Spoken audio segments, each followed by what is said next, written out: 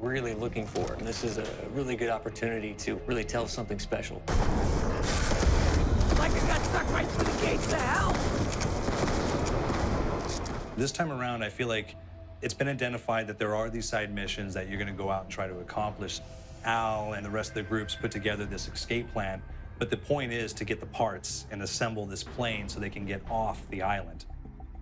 We did something new for the first time. We have actually contextual music that goes off. So that's a first for zombies. And it's all based around this horror thriller aspect. Every location will have a specific stinger that you hear when you find it, when you discover it, when you start unraveling the story. We start building on the music that you're hearing, and it's really enhancing that experience and going along with it in parallel.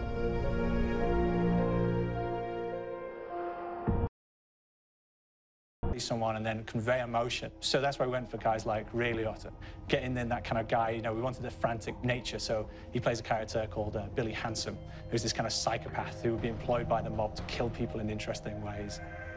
Chaz Palminteri, he plays a guy called Sal DeLuca, an old mob boss.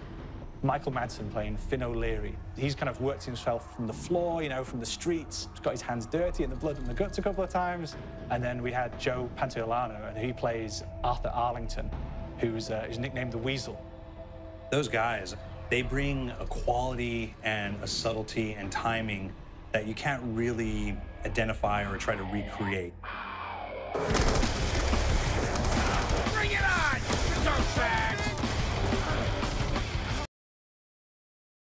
Element. It forces me to think a little bit more or look for the clues or kind of think of zombies on a slightly deeper level. Perhaps if I'm in the afterlife, I can interact. Chaz has a Civil War kind of fort background before it turned into a penitentiary. The warden would have collected Civil War weaponry. And one of them is a blundergat. It's a fictional weapon, but the idea of the combination between a blunderbuss and a Gatling gun. And possibly, there might be a way of upgrading it to a more fantastical weapon that the players may find. You all gotta go sometime? You just went now. There's one main zombie, one big zombie that's going to come. He'll lock down the perk machine, he'll close down the new perk called Electric Cherry. When you reload, it gives a shock around, which scales over time. Who's asking for it, greaseball? There's so much to experience in this map.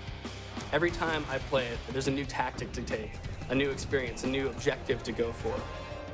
But there's also this layer of things that we aren't exactly exposing to the players right off the bat and will need to be discovered.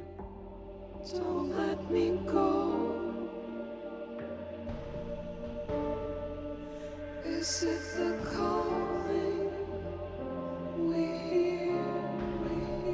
We've got the undead in there, we've got these historical elements, and these fantastic actors all seem to be with peace with each other in this kind of same world. So it's magical, and our team is incredible.